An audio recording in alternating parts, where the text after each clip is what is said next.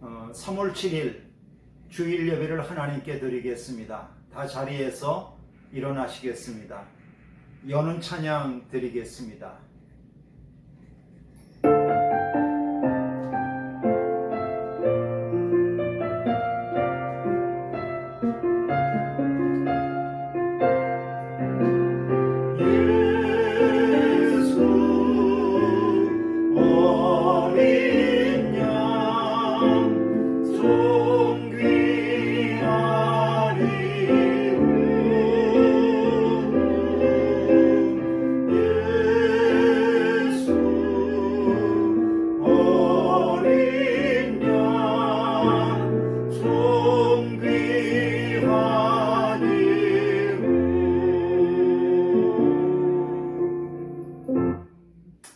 그러므로 우리는 긍휼하심을 받고 때를 따라 돕는 은혜를 얻기 위하여 은혜의 보좌 앞에 담대히 나아갈 것이니라. 하나님, 오늘도 하나님의 은혜를 힘입고 하나님 앞에 나아와 예배함을 감사합니다. 그리스도 예수님의 보배로운 피로 우리를 덮어주시고 하나님께만 오직 경배하며 기뻐하며 예배하는 시간 되게 하여 주옵소서. 예수 그리스도의 이름으로 기도하였습니다. 아멘.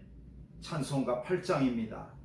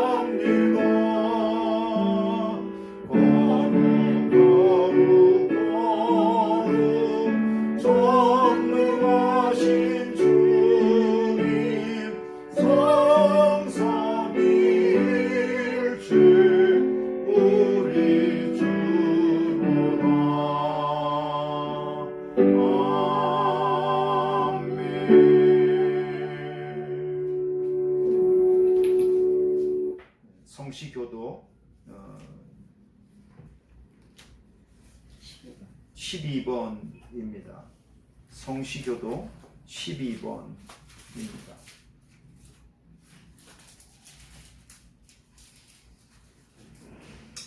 하늘이 하나님의 영광을 선포하고 공창이 그의 손으로 하신 일을 나타내는도다. 날은 날에게 말하고 밤은 밤에게 지식을 전하니 언어도 없고 말씀도 없으며 들리는 소리도 없으나 그의 소리가 온 땅에 통하고 그의 말씀이 세상 끝까지 이르도다. 여호와의 율법은 완전하여 영혼을 소성시키며 여호와의 증거는 확실하여 우둔한 자를 지혜롭게 하며 여호와의 교훈은 정직하여 마음을 기쁘게 하고 여호와의 계명은 순결하여 눈을 밝게 하시도다. 여호와를 경외하는 도는 정결하여 영혼까지 이르고 여호와의 법도 진실하여 다 의로우니 곧 많은 순금보다 더 사모할 것이며 꿀과 송이꿀보다 더 달도다. 아멘. 사도신경으로 신앙을 고백하겠습니다.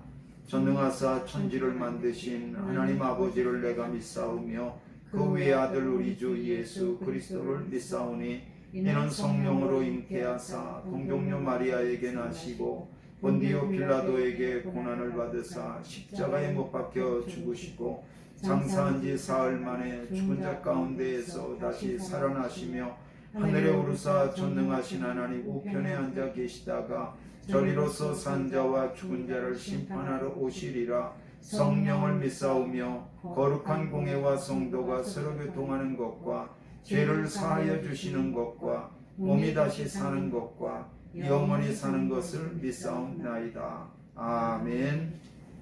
송영 1장입니다.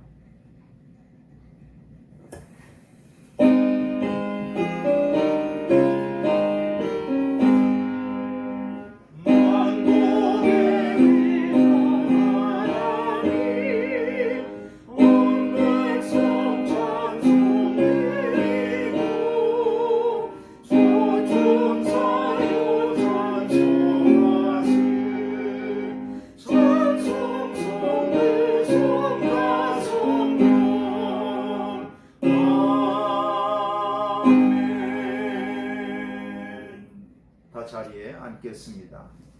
기도하겠습니다. 제가 기도하겠습니다. 주님, 오늘도 예배당에 나오지 못하지만 하나님 앞에 온라인으로 예배할 수 있음을 감사드립니다. 하나님 아버지, 어느 곳에서 예배하든지 신령과 진정으로 예배하는 자를 기뻐하시는 주님께서 우리 예배를 기뻐받아 주시옵소서. 사순절 3주에 주님이 흘리신 땀방울을 묵상합니다. 주님이 흘리셨던 뜨거운 피를 되새겨 봅니다. 주님이 말씀해 주셨던 사랑의 음성을 되새겨 봅니다. 주님이 토해내셨던 뜨거운 외침을 되새겨 봅니다. 주님, 이제는 제가 주님을 따라갑니다. 주님이 눈물 흘리셨던 것처럼 나의 눈에서도 구원의 감격에 대한 눈물이 있게 하여 주옵소서. 주님이 고통을 참으셨던 것처럼 저도 이 어려움 많은 세상 가운데 고통 중에 있다 할지라도 잘 참고 견딜 수 있는 믿음을 주옵소서. 주님이 땀을 흘리셨던 것처럼 저희도 주님을 섬기는 가운데 뜨거운 땀을 흘릴 수 있는 믿음의 삶이 되도록 인도하여 주시옵소서. 주님이 십자가를 피하지 않으셨던 것 같이 저희도 십자가를 피하여 도망가지 않게 하시고 십자가를 지고 묵묵히 주님을 따를 수 있는 영성이 돋아나는 그러한 사순절 기간 되도록 인도하여 주시옵소서.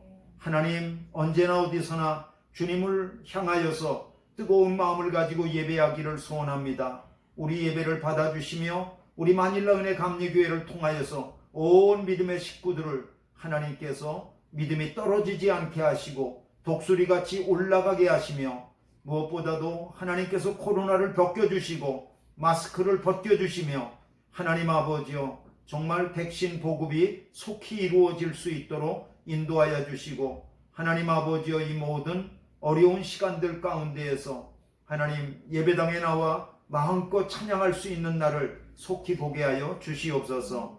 예수 그리스도의 이름으로 기도하였습니다. 아멘. 하늘에 계신 우리 아버지여, 이름이 거룩히 여김을 받으시오며 나라 임하옵시며 뜻이 하늘에서 이룬 것 같이 땅에서도 이루어지이다. 오늘날 우리에게 일용할 양식을 주옵시고 우리가 우리에게 죄 지은 자를 사하여 준 것 같이 우리 죄를 사하여 주옵시고 우리를 시험에 들게 하지 마옵시고 다만 악에서 구하옵소서. 대개 나라와 권세와 영광이 아버지께 영원히 있사옵나이다. 아멘.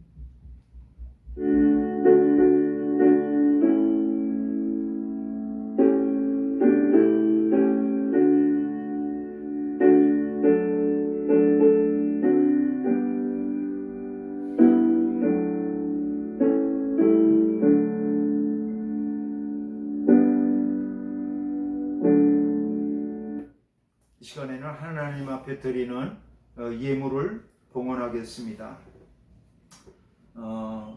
봉헌기도 드리겠습니다. 마음을 다하고 정성을 다하여 뜻을 다하여 우리 전부를 하나님 앞에 드렸습니다. 예물 속에 우리 믿음과 소원을 담아서 하나님 앞에 드렸습니다. 받아주시옵소서. 또 예물 드림으로 우리의 믿음과 또 결심이 견고하여질 수 있도록 도와주시고, 하나님 아버지의 예물을 봉헌할 때 그리스도와 연합하게 하시고 성도와 성도 간에 서로 연합되게 하여 주시어서 합력하여 선을 이루는 귀한 역사가 이루게 하여 주시옵소서. 또한 이웃들과도 연합되게 하여 주시어서 하나님 아버지 그리스도의 사랑을 증거하는 통로가 되게 하여 주시옵소서. 하나님, 예물 드림이 기쁨이며 예수 그리스도의 이름으로 기도하였습니다. 아멘. 하나님의 말씀 보겠습니다. 하나님의 말씀은 고린도전서 1장 18절로부터 25절까지의 말씀입니다. 고린도전서 1장 18절로 25절까지의 말씀입니다. 한 절씩 교독하도록 하겠습니다. 십자가의 도가 멸망하는 자들에게는 미련한 것이요 구원을 받는 우리에게는 하나님의 능력이라. 기록된 바 내가 지혜 있는 자들의 지혜를 멸하고 총명한 자들의 총명을 폐하리라 하였으니, 지혜 있는 자가 어디 있느냐, 선비가 어디 있느냐, 이 세대의 변론가가 어디 있느냐. 하나님께서 이 세상의 지혜를 미련하게 하신 것이 아니냐. 하나님의 지혜에 있어서는 이 세상이 자기 지혜로 하나님을 알지 못하므로 하나님께서 전도에 미련한 것으로 믿는 자들을 구원하시기를 기뻐하셨도다. 유대인은 표적을 구하고 헬라인은 지혜를 찾으나 우리는 십자가에 못 박힌 그리스도를 전하니 유대인에게는 거리끼는 것이요 이방인에게는 미련한 것이로되, 오직 부르심을 받은 자들에게는 유대인이나 헬라인이나 그리스도는 하나님의 능력이요 하나님의 지혜니라. 다 같이요. 하나님의 어리석음이 사람보다 지혜롭고 하나님의 약하심이 사람보다 강하니라. 아멘. 아멘. 인사하겠습니다. 반갑습니다. 오늘은 고린도전서 1장 18절로부터 25절까지의 말씀을 중심으로 십자가를 경험하라 라고 하는 제목을 가지고 하나님의 말씀을 들으며 은혜를 받겠습니다. 기도하고 말씀 듣겠습니다. 하나님 아버지, 오늘도 하나님의 말씀을 듣습니다. 귀를 열어주시고 마음을 열어주셔서 하나님의 음성이 들려지는 귀한 시간 되게 하여 주시옵소서. 예수 그리스도의 이름으로 기도하였습니다. 아멘. 오늘 우리는 고린도전서 1장 18절로부터 25절까지의 일을 읽었는데, 이 고린도전서는 고린도 교회에 보내는 바울의 편지입니다. 우리가 편지를 읽어보니까 고린도 교회는 겉에서 보니까 한 교회였었는데 그 교회 안으로 들어가 보니까 교회가 여러 개로 나뉘어 있는 것을 알 수 있었습니다. 교회가 나누어진 이유는 교인들 간의 헛된 자랑들 때문이었습니다. 나는 아볼로에게 속했다. 나는 바울에게 속했다. 나는 게바에게 속했다. 그러니까 고린도 교회의 교인들은 자기가 좋아하는 어떤 영적인 지도자들을 정해놓고 자기가 그 사람에게 속한 것을 자랑스럽게 생각했던 거죠. 바울은 내가 누구에게 속했다고 하는 것을 자랑하는 것은, 그것은 육체를 자랑하는 것이며 그것은 그리스도인이 할 바가 아니라고 충고하고 있습니다. 그러면서 바울은 고린도 교회 성도들에게 자랑하려고 한다면 마땅히 예수 그리스도의 십자가만을 자랑하라고 그렇게 권면합니다. 어떤 사람은 자기가 예수님을 믿은 지가 오래된 것을 자랑하는 것을 볼 때가 있습니다. 또 어떤 분은 자기가 5대째 믿음이라고 하는 것을 자랑하는 것을 볼 수가 있습니다. 또 어떤 분은 자기가 최연소 집사가 됐다고 하는 것을 자랑하는 그런 것도 본 적이 있습니다. 또 어떤 분은 자기가 대형 교회에 다닌다고 하는 것을 자랑하는 것을 봅니다. 이런 것들이 바로 오늘 본문에서 바울이 말한 육체를 자랑하는 자들입니다. 우리 그리스도인들은 나를 구원하신 예수 그리스도의 십자가만을 자랑할 수 있는 그러한 믿음의 사람들이 되시기를 바랍니다. 바울은 십자가와 관련해서 오늘 이런 말을 하고 있습니다. 갈라디아서 6장 14절을 보게 되면 그러나 내게는 우리 주 예수 그리스도의 십자가 외에 결코 자랑할 것이 없다. 바울은 예수 그리스도의 십자가 외에는 아무것도 자랑할 것이 없대요. 오직 십자가만을 자랑하고 싶다고 그렇게 말하고 있습니다. 근데 그 정도에서 끝나는 게 아닙니다. 고린도전서 2장 2절을 보면은요, 내가 너희 중에서 예수 그리스도와 그가 십자가에 못 박힌 것 외에는 아무것도 알지 아니하기로 작정하였음이라. 여러분, 바울은 예수 그리스도와 또 그가 십자가에 못 박힌 것 외에는 머릿속에 아무것도 알고 싶지 않다고, 오직 그것만 알고 싶다고 그렇게까지 얘기하는 것을 볼 수 있습니다. 이 정도 되면 바울에게 있어서 예수 그리스도의 못 박히신 십자가는 가장 중요하다고 하는 것을 우리는 알 수 있습니다. 그리고 바울에게 있어서 예수 그리스도의 십자가는 무슨 중요한 일부 그 정도가 아니라 전부라고 그렇게 말할 수가 있습니다. 세상 모든 사람들이 알아야 할 십자가입니다. 그리고 또한 이미 믿은 저와 여러분들이 늘 경험해야 될 십자가입니다. 예수님께서도 십자가를 아주 중요하게 여기셨다고 하는 것을 우리에게 볼 수 있습니다. 보여주고 있습니다. 예수님은 가시는 곳마다 수많은 표적을 행하셨습니다. 그래서 사람들은 예수님께서 기적을 행하시는 것을, 표적을 행하시는 것을 은근히 기대했죠. 요한복음 2장에 보면 유대인들은 예수님에게 표적을 보여달라고 말했습니다. 그러자 예수님께서 이렇게 말씀하셨습니다. 요한복음 2장 19절입니다. 예수께서 대답하여 이르시되 너희가 이 성전을 헐라 내가 사흘 동안에 일으키리라. 이렇게 말씀하셨어요. 그러니까 성전을 헐면 예수님께서 사흘 동안에 성전을 다시 일으키시겠다고 그 표적을 보여주시겠다는 거예요. 표적을 보여달라니까 성전을 헐면 사흘 동안의 표적을 일으키신다. 이 표적을 보여주고 싶다는 거예요. 여러분, 예수님이 이 말씀을 하셨을 때 그 눈앞에 보셨던 성전은 헤롯 성전이었습니다. 헤롯 성전은 이미 46년 동안 지어왔고 지금도 짓고 있는 중이고 아직 완공되지 않았습니다. 그런데 그 어마어마하고 웅장한 그러한 하나님의 성전을 무너뜨리면 사흘 만에 다시 짓겠다? 일으켜 세우겠다? 유대인들이 볼 때는 이것은 가능하지 않은 표적이죠. 그런데 예수님은 이러한 표적을 행하시겠다고 말씀하셨어요. 이것은 무슨 뜻이냐면 요한복음 2장 21절은 설명합니다. 그러나 예수는 성전된 자기 육체를 가리켜 말씀하신 것이라. 그러니까 예수님이 보여주시려고 하는 표적은 성전을 헐면 사흘 만에 일으킨다고 하는 것이 뭐냐면 예수님의 성전된 육체, 예수님이 십자가에 죽으시면 사흘 만에 일어나신다고 하는 것을, 그 표적을 보여주고 싶다는 거예요. 그러니까 예수님의 십자가 표적이 가장 큰 표적이라는 것을 말씀하고 있는 거죠. 여러분뿐만이 아닙니다. 마태복음에 보면 바리새인과 서기관들이 예수님께 나와서 표적을 보여달라고 그렇게 말했습니다.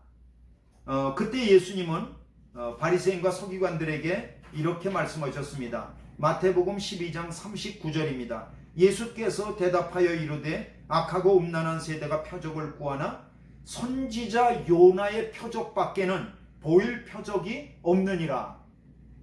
여러분, 예수님께서 꽤 많은 표적을 보여주셨을 텐데 예수님이 보여주실 표적 중에서 단 한 가지 표적, 요나의 표적밖에는 보여줄 표적이 다른 게 없대요. 그렇다면 요나의 표적이 가장 중요하고 큰 표적이라는 건데, 여러분 요나의 표적이 뭘까? 예수님 바로 설명하셨어요. 마태복음 12장 40절입니다. 요나가 밤낮 사흘 동안 큰 물고기 뱃속에 있었던 것 같이 인자도 밤낮 사흘 동안 땅속에 있으리라. 여러분 이게 무슨 말씀이에요? 이것은 곧 예수님이 십자가에 달려 죽으시고 사흘 동안 무덤 가운데 계시겠다고 하는 그 십자가의 표적을 보여주신다고 하는 그 말씀이죠. 그러니까 예수님은 수많은 표적을 행하셨지만 예수님이 보여주실 만한 가장 중요한 표적, 최고의 표적은 십자가의 표적밖에 없다는 것을 예수님이 말씀하셨던 거죠. 예수님에게도 십자가는 전부였습니다. 그만큼 예수 그리스도의 십자가는 중요하다. 여러분 신앙이라고 그러는 것이 뭘까요? 신앙은요, 예수님이 중요하게 여기는 것을 나도 중요하게 여기는 게 신앙이에요. 신앙은요, 성경이 중요하게 여기는 것을 나도 중요하게 여기는 게 신앙이에요. 그러면 예수님이, 바울이 성경이 뭘 가장 중요하게 여긴다고 그래요? 예수 그리스도의 못 박히신 십자가, 그걸 중요하게 여기신대요. 그러면 나도 신앙생활하면서 예수 그리스도와 그가 십자가에 못 박히신 것을 가장 중요하게 여기고 그것을 늘 묵상하고 그걸 회복하는 것이, 그게 바로 신앙이죠. 거기서 신앙의 출발점이 되어야 되겠죠. 여러분 자동차가 달려가는데 시트 카바가 없어도 자동차 달리는데 아무 이상 없어요. 여러분 자동차가 에어컨이 없어도 좀 불편하긴 하겠지만 달리는데 아무 지장 없어요. 자동차가 사방에 유리창이 없어도 좀 불편하겠지만 달리는데 아무 지장 없습니다. 그러나 만약에 자동차에서 엔진을 뽑아낸다면 그 자동차는 도무지 움직일 수 없을 거예요. 마찬가지입니다. 기독교의 십자가는 자동차의 엔진과 같습니다.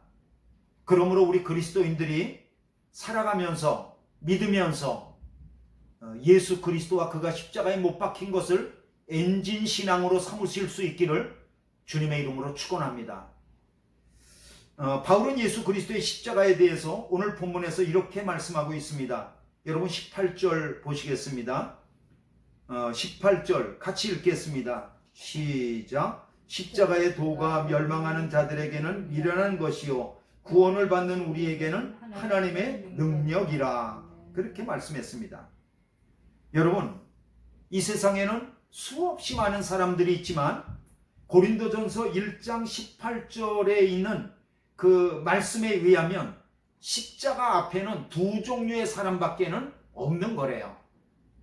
오늘 이 1장 18절 말씀이 말씀하고 있는 거예요. 십자가 앞에는 두 종류의 사람밖에는 없대요. 어떤 사람일까요? 첫째는 멸망하는 사람들입니다. 멸망하는 사람들. 또 하나는 구원받는 사람들. 이 두 종류밖에는 없는 거예요. 그렇다면 이것은 심각한 말씀입니다. 예수 그리스도의 십자가 앞에 내가 어떻게 반응하냐에 따라서 내가 멸망받을 수도 있고 구원받을 수도 있다는 거죠. 첫 번째, 멸망하는 사람들은 어떤 사람들입니까? 멸망하는 사람들은 오늘 1장 18절 말씀을 보니까 예수 그리스도의 못 박히신 십자가를 미련하게 보는 사람들이래요. 뭐 저런 게 다 있어? 저게 어떻게 사람을 구원한다는 거야? 그리고 예수 그리스도의 십자가를 하찮게 여기고 가볍게 여기고 미련하게 본다는 거예요. 저것을 믿는 사람들을 보면 우스꽝스럽게 여긴다는 거죠. 그런 사람은 멸망받을 수밖에 없는 사람들이라는 거예요. 여러분 예수님께서 갈릴리를 중심으로 하나님 나라의 운동을 하실 때 많은 사람들이 예수님을 갖다가 메시아 그리스도라고 생각을 했습니다. 그래서 예수님을 사람들이 뭐라고 불렀죠? 다윗의 자손이요, 다윗의 자손이요, 그렇게 불렀잖아요. 그게 무슨 말이에요? 여러분, 다윗의 자손이라는 것은 구약 성경의 예언자들이 다윗의 자손이 메시아로 오신다, 그리스도로 오신다고 예언했는데 바로 예수님이 그리스도시라는 거잖아요. 사람들은 모두가 다, 거의 많은 사람들이 예수님을 그리스도라고 믿었습니다. 그런데요, 예수님이 6월절에 예루살렘에 올라가셨다가 어떻게 되셨죠? 예수님이 십자가에 달려 죽으셨어요. 그러니까 자기들이 바라볼 때 그리스도가 십자가에 못 박혀 죽으신다는 것은 상상할 수가 없는 일이에요. 그러니까 예수님이 십자가에 달리셔서라도 뭔가 하나 지금 보여주실 거라고, 극적인 어떤 반전이 일어날 거라고 그렇게 이제 생각을 했던 거죠. 그래서 십자가에 둘러서 있는 사람들이 예수님한테 모욕적인 말로다가 뭐라고 말했어요? 십자가에서 내려와 보라. 당신이 그리스도라면 십자가에서 내려와 보라. 응? 여러분, 물론 모욕적인 말이지만 그 모욕적인 말 속에는 1%의 혹시 그리스도라고 한다면 십자가에서도 내려올 수 있을 텐데, 그 그리스도라고 하는 것을 바랐던 거죠. 그런데 어떻게 됐어요? 예수님 아무 일 일어나지 않고 십자가에서 그냥 죽으셨어요. 더욱이요, 율법에 의하면 나무에 달린 자마다 하나님의 저주를 받은 자들이라 신명기에 그렇게 기록되어 있습니다. 그러니까 유대인들이 예수님을 볼 때 그리스도가 저주를 받아? 그거는 상상할 수 없는 일이죠. 그리스도가 어떻게 저주를 받은 십자가에 나무에 달려 죽는 것과 어떻게 연관이 어떻게 된단 말이에요.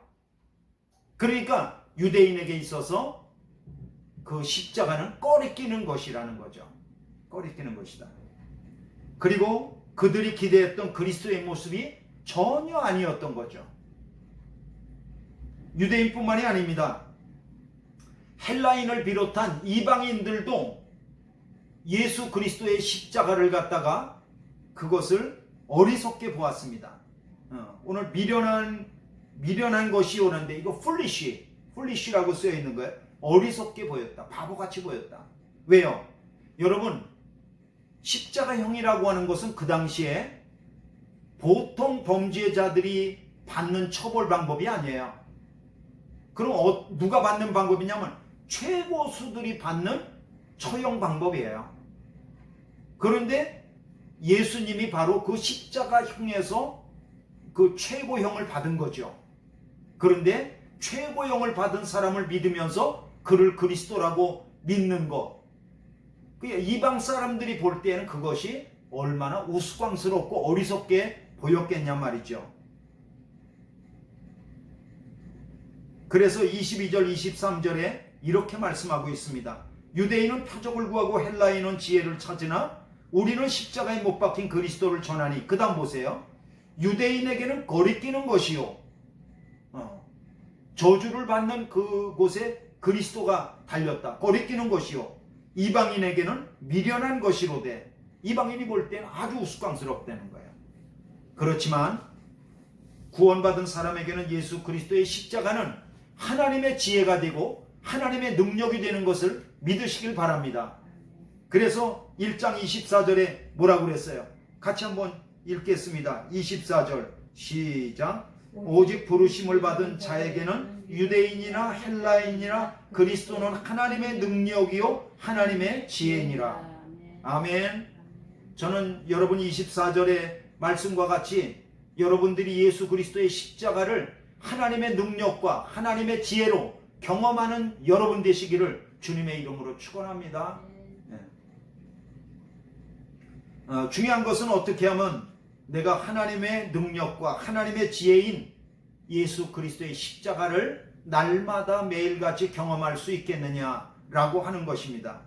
여러분 21절을 보겠습니다.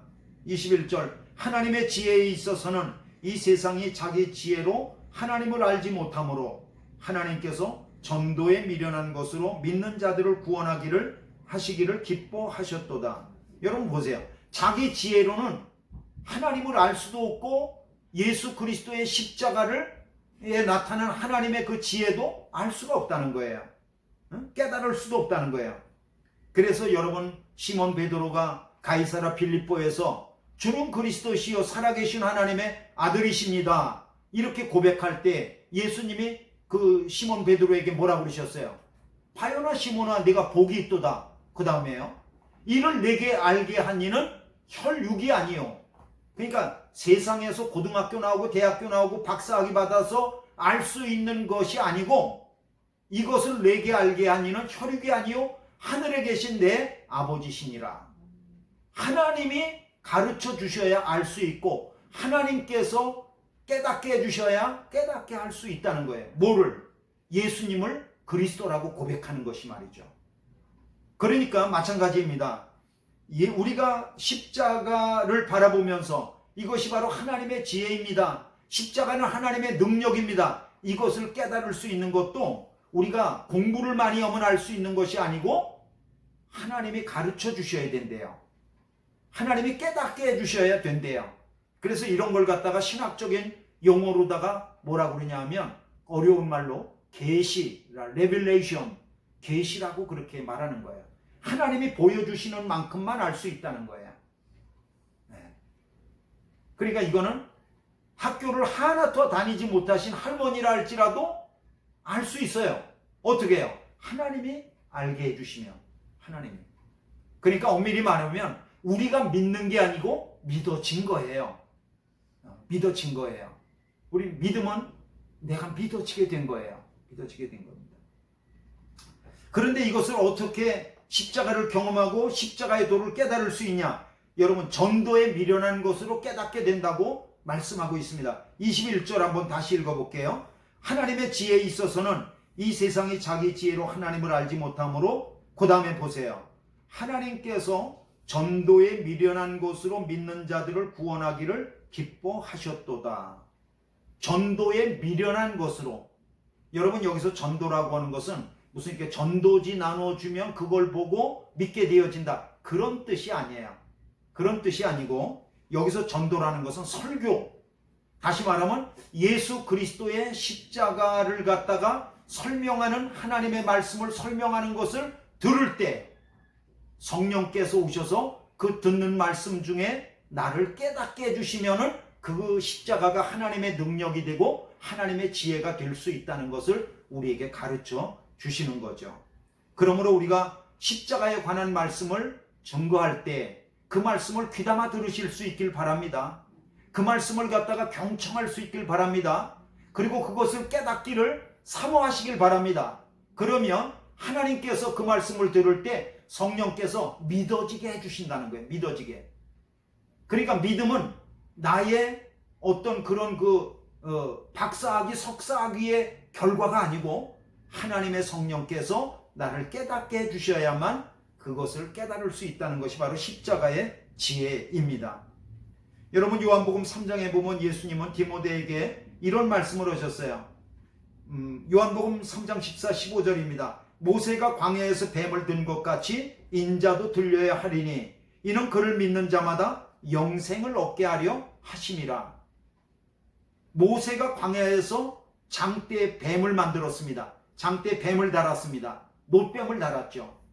그리고 불뱀에 물린 자마다 이 장대에 높이 들린 이 놋뱀을 바라보라고 그렇게 말했습니다. 어떤 사람들은 모세가 시키는 말을 듣고 바라본 사람도 있죠. 그러나 어떤 사람들은 그것을 이해를 못하는 거예요. 아니, 우리가 불뱀에 물렸는데 또 불뱀을 바라보라고? 그러니까 자기 생각만 하는 거죠. 불뱀에 물렸으면 무슨 약초를 갖다가 여기다가 으깨가지고 물린 자리에다가 발라야 되는 거 아니야? 아니면 우리가 무슨 몸에 독소가 퍼졌다면 어떤 물약 같은 거를 좀 마셔야 되는 거 아니야? 이렇게 자기 생각을 많이 하는 거예요. 이것이 바로 사람이 갖고 있는 합리성이고 자기 생각인 거죠. 그러나 하나님은 모세를 통해서 장대에 놋뱀을 달게 하시고 장대를 높이 들게 하시고 그것을 쳐다보면은 쳐다본 즉 살게 해주셨다는 거예요. 예수님은 이 말씀을 하시면서 구원 얻는 도리도 이와 똑같다는 거예요. 그 모세의 장대가 높이 들린 것 같이 인자도 높이 들려야 하리니 예수님도 십자가에 높이 들리셔야 된대요. 그리고 예수님의 십자가에 높이 들린 것을 바라보는 사람들마다 구원을 받을 수 있게 해주신 것이 바로 하나님께서 우리에게 베풀어 주신 십자가의 은혜죠. 그것이 바로 우리를 구원받게 해주는 하나님의 능력이고 하나님의 지혜입니다. 그러므로 구원을 위해서 우리가 할 수 있는 일은 아무것도 없어요. 한 가지 있네요. 그건 뭐냐면 십자가에 달린 예수님을 그냥 바라보는 거예요. 그러나 이 바라본다고 하는 것이 이게 무슨 큰 공로가 되겠습니까? 구원을 위해서는 우리가 할 수 있는 것이 아무것도 없어서 하나님께서 이미 다 예수 그리스도 하나님의 아들 안에서 구원을 만들어 놓으셨어요.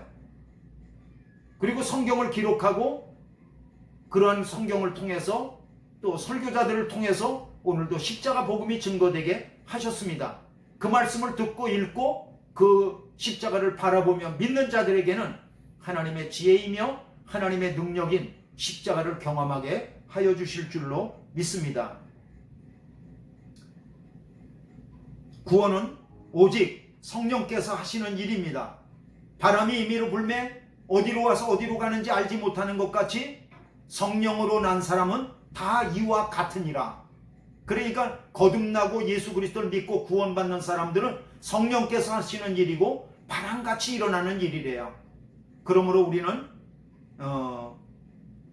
예수 그리스도의 십자가를 보면서 늘 그것을 바라보며 구원받기를 사모하고 또 예수 그리스도의 십자가를 날마다 경험할 수 있게 해달라고 그 안에 나타난 하나님의 지혜와 하나님의 능력 그리고 하나님의 은혜를 경험하게 해달라고 간구해야 될 줄로 믿습니다. 말씀을 마칩니다. 예수님이 못 박히신 십자가를 중요하게 여기실 수 있기를 바랍니다. 특별히 우리가 이 사순절 기간을 지나고 있는데 사순절 기간을 통하여서 저와 여러분들이 하나님의 말씀을 묵상하고 또 우리 십자가에 달리신 예수 그리스도를 묵상하는 가운데 십자가가 내게 더 뜨겁게 경험되어지는 그러한 복된 사순절 되시기를 주님의 이름으로 축원합니다. 기도하겠습니다. 하나님 아버지 은혜와 사랑을 감사합니다. 사순절에 십자가 말씀을 들었습니다. 말씀을 듣는 중에 성령께서 내려오셔서 기도하는 중에 성령께서 내려오셔서 우리를 변화시켜 주시고 깨달아 알게 하시며 십자가를 부둥켜 안을 수 있는 사순절 되게 하여 주시옵소서. 예수님의 이름으로 기도하였습니다. 아멘. 아멘.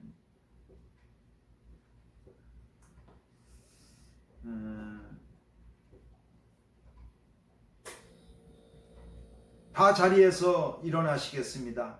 자리에서 일어나셔서 찬송가 428장 부르시겠습니다.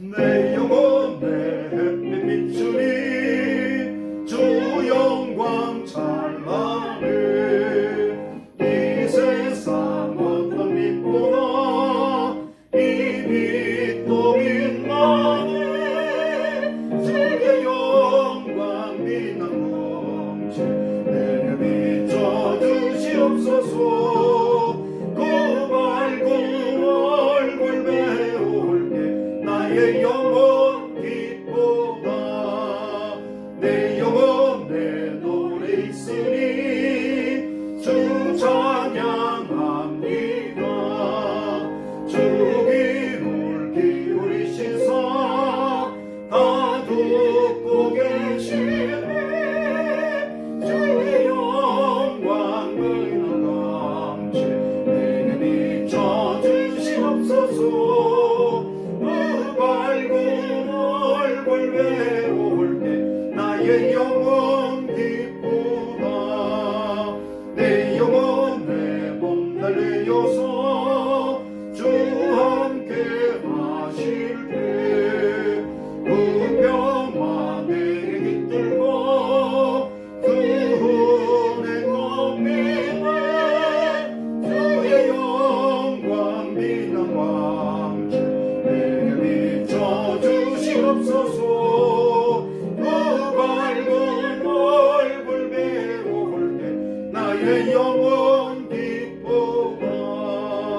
내 영혼 내리라 믿고 큰 소망 넘치네.